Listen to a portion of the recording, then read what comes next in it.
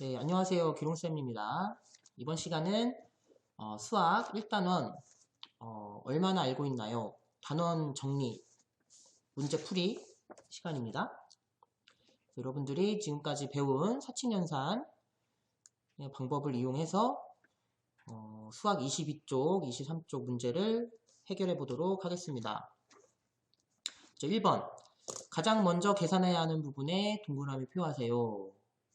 자, 이거는 사칙 연산, 혼합 계산을 할 때 순서를 어떻게 해야 되느냐를 물어보는 문제죠. 아주 기본 중에 기본이죠. 가장 먼저 계산해야 할 부분에 동그라미. 자, 더하기, 곱하기, 빼기 순서대로 나와 있는데 먼저 일단 순서대로 하는 게 기본이긴 한데 우선순위가 있죠. 우선순위. 곱셈이 덧셈, 뺄셈보다는 우선이 되니까 그래서 이 곱셈을 먼저 해줘야 되는 것이 올바른 순서입니다.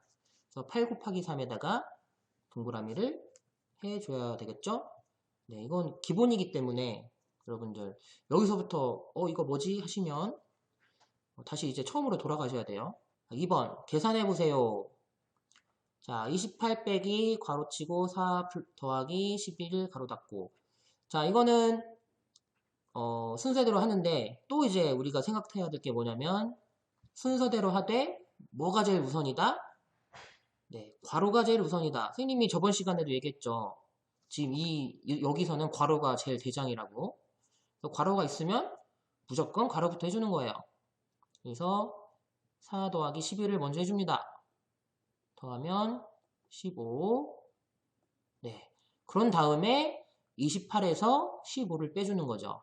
그러면 뭐가 돼요? 빼주면 네, 13이 되겠습니다. 두 번째 문제. 32 나누기 8 곱하기 3. 그럼 나누기와 곱셈이 곱하기가 나와 있어요. 그럼 이때는 둘은 같은 식구기 때문에 이거는 이제 차례대로 해주면 되는 거죠. 자, 32 나누기 8을 먼저 해준다. 8, 4, 32, 그러니까 4. 32 나누기 8은 4가 되고 그 다음에 4 곱하기 3을 해준다. 4, 3, 12 이렇게 해주시면 되고요. 세 번째, 74 더하기 가로치고 10 빼기 3 가로 닫고 곱하기 4. 자, 뭐부터죠? 네, 무조건 가로부터 10 빼기 3 해줍니다. 7. 자, 여기서 또 이제 뭘부터 해줘야 되는 거예요? 차례대로가 아니고 차례대로 해야 되는데 곱하기가 있기 때문에 더하기보단 곱셈이 더 세다고 했어요, 선생님이. 그래서 곱하기를 먼저 해줍니다. 7 빼기 4. 빼기가 아니고 7 곱하기 4. 그럼 7, 4, 28. 한 다음에 남은 덧셈을 해주는 겁니다. 그럼 74 더하기 28이니까 102네요. 102. 102. 다음에 14 더하기 26 가로치고 가로 닫고 나누기 4 빼기 3. 괄호가 없다면 26 나누기 4를 먼저 해줘야 되는데 괄호가 있기 때문에 얘네부터 먼저 해준다. 덧셈이지만 괄호가 있으니까 얘네부터 먼저 해준다. 더하면 얼마입니까? 40이네요. 40. 40 나누기 4는 40 나누기 4 10. 10 빼기 3은 7이 됩니다. 여기까지는 뭐 굉장히 단순한 계산이기 때문에 어렵지 않게 풀 수가 있습니다. 네, 3번 계산 순서에 맞게 기호를 차례대로 써보세요. 자, 언뜻 봤을 때는 굉장히 복잡한 식이지만 그 차례 순서 3가지 정도만 기억하면 되죠. 첫 번째 뭡니까? 가로가 있으면 가로부터 먼저 한다. 두 번째, 덧셈 뺄셈보다는 곱셈 나눗셈을 먼저 해준다. 그리고 그 후에 차례대로 한다 라는 거죠. 그러니까 일단 기본적으로는 차례대로 하는데 중간중간 껴 들어오는 애들이 있다는 거예요. 껴 들어오는 게 뭐냐? 괄호, 그 다음에 곱셈 나눗셈 먼저. 이렇게 이제 정리를 하시면 되고, 그럼 이 식에서 제일 먼저 해야 될 건 뭐예요, 그러면? 무조건 뭐가 제일 대장이다? 괄호가 먼저다. 니은. 무조건 니은 해주고, 그 다음에 차례대로 하려다 보니까 곱셈이 여기 있네요. 그죠? 곱셈 나눗셈이 있을 때는 이제 차례대로 해줘야겠죠? 그럼 디귿이 되고요. 그 다음 리을이 되고요. 그 다음에 어떻게 됩니까? 뺄셈, 덧셈만 남았는데 차례대로 해줘야 되니까 기억을 먼저 해주는 거죠. 그 다음에 마지막으로 미음 이렇게 순서를 해주시면 되겠습니다. 다 잘 알고 있는 내용이죠. 네, 그렇게 믿고 있겠습니다, 선생님은. 다음 열량은 몸속에서 발생하는 에너지 양이다. 표를 보고 뭐 연수라는 친구가 점심을 먹었는데 총 몇 킬로칼로리를 먹었냐 식을 한번 구해봐라. 표를 보니까 간식이 요구르트, 딸기, 피자가 있고요. 잘 내용을 보면 요구르트 이거 하나예요. 하나. 요구르트 하나일 때 75kcal, 딸기는 100g일 때 22kcal, 피자는 8조각일 때 1600kcal. 이 표를 잘 여러분들이 일단 보시고 실제 그러면 연수가 점심에 먹은 건 요구르트 하나, 그 다음에 딸기죠. 이거 딸기를 400g, 그리고 피자를 한 조각을 먹었다. 그러면 이제 식을 구해야 되는데 연수가 실제로 먹은 양이 얼마냐 우리가 한번 구해볼 수 있겠죠. 자, 봅시다. 일단 요구르트는 몇 개예요? 한 개 먹었죠? 그럼 75네요. 75. 그 다음에 우리가 모두를 구하는 거니까 더하기 딸기는 몇 개? 딸기는 얼만큼이에요? 100g에 22kcal인데 400g을 먹었다. 즉 22kcal인데 100g에 400g을 먹었으니까 몇 배를 먹은 겁니까? 이거에. 그쵸. 4배를 먹은 거죠. 4배. 그래서 22 곱하기 4를 해줘야 되는 거죠. 이게 이제 딸기 400g의 그 칼로리의 양이고요. 더하기 뭐죠? 8조각에 1600칼로리인데 한 조각을 먹었으니까 자, 1600. 이건 8조각의 칼로리인데 1600인데 한 조각을 먹었으니까 이 8조각의 양에서 얼마를 나눠줘야 한 조각이 나오는 겁니까? 그렇죠. 8을 나눠줘야겠죠. 8. 왜냐면 요거는 1600이란 건 8조각을 먹었을 때 칼로리니까 한 조각은 나누기 8을 해줘야 되겠습니다. 그러면 이렇게 식이 세워졌고요. 자, 이제 우리가 이제 구해볼까요, 답을. 자, 22 곱하기 4를 먼저 해주면 88. 다음 1600 나누기 8을 해주면 200이 되겠네요, 200.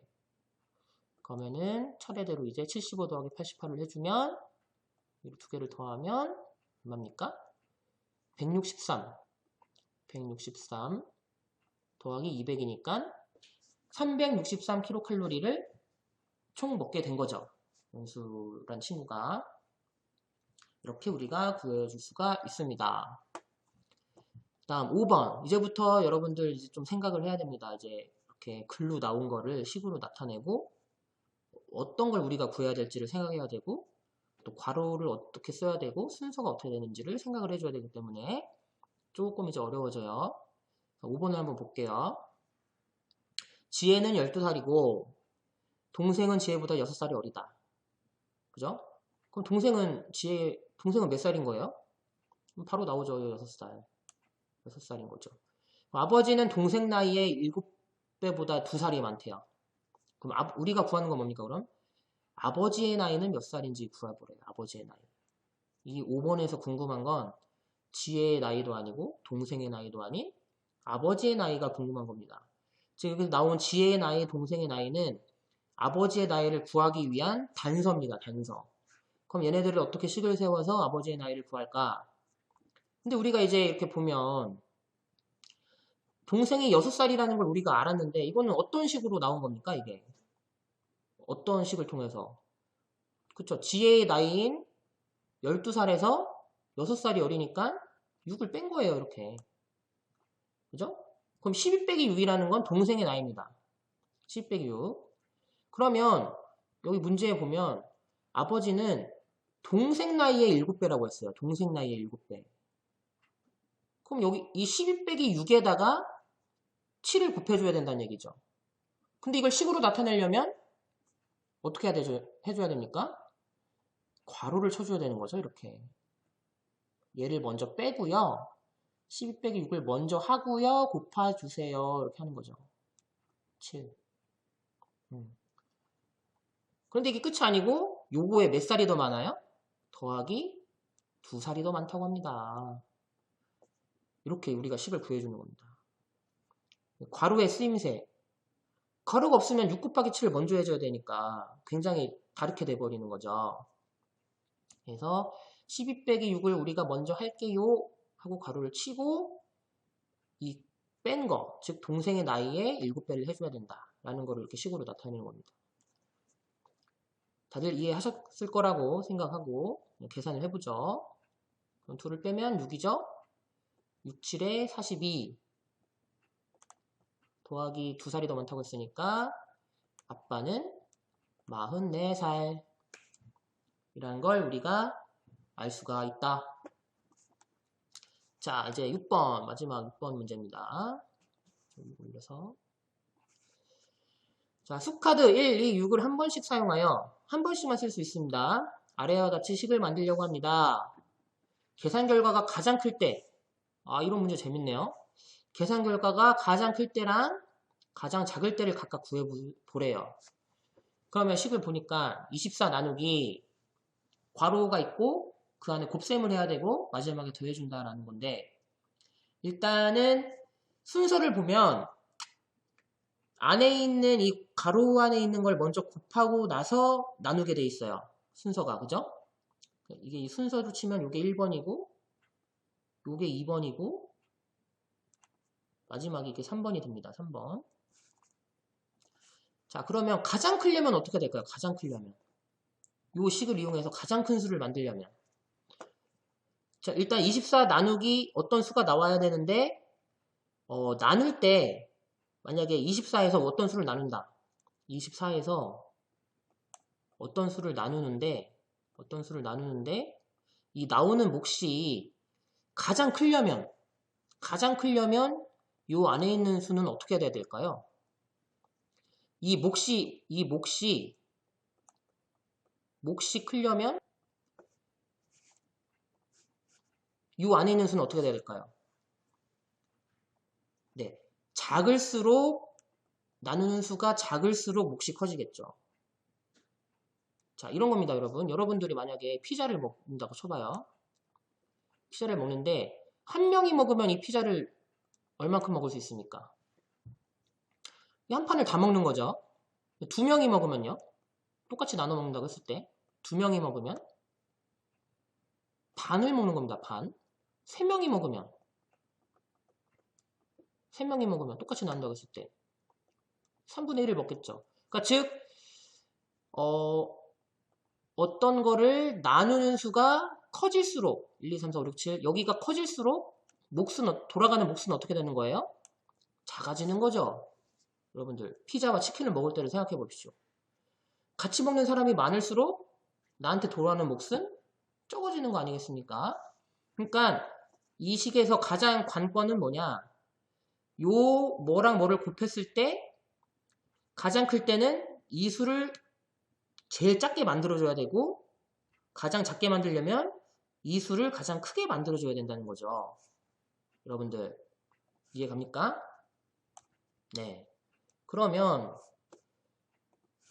자, 가장 큰 수를 만들어주기 위해서 요 곱하는 요 수를 가장 작게 만들어줘야 돼요. 그러면 1, 2, 6 중에 뭐가 들어가야 됩니까? 그렇죠. 1과 2가 들어가야 되죠. 가장 작은 수끼리 곱해야 작을 거 아닙니까? 1과 2가 들어간다는 얘기예요. 그래서 곱해서 2. 그럼 24 나누기 2는 12입니다. 12. 네, 12. 그럼 남은 숫자는 뭐예요? 6이 됩니다. 6. 글씨가 6. 그럼 12 더하기 6은 이렇게 해서 12 더하기 6은 18, 18이 된다. 가장 큰 수는 18을 만들어줄 수가 있다. 그쵸, 여러분?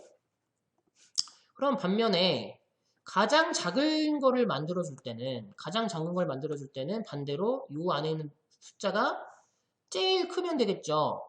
제일 크게 만들어주기 위해서는 어떻게 이용하면 돼요? 그쵸, 6하고 2를 곱해주면 되겠죠. 6 곱하기 2를 해주면 된다. 그럼 6이 12. 그럼 24 나누기 12는 뭐가 됩니까? 2가 되죠. 2. 그리고 남은 숫자 뭐예요? 한 번씩 쓸 수 있으니까 1. 그럼 2 더하기 1은 3. 이렇게 우리가 구할 수가 있습니다. 네, 여러분들. 6번 같은 문제는 굉장히 재밌는 문제입니다. 여러분들 선생님 풀이 보고 잘 문제를 이해하셨을 거라고 생각합니다. 그래서 오늘 풀이는 여기까지고요. 1단원 공부가 잘 됐는지 모르겠어요. 수학 공부하는 데 있어서 조금이라도 도움이 됐으면 좋겠습니다. 이상이었습니다.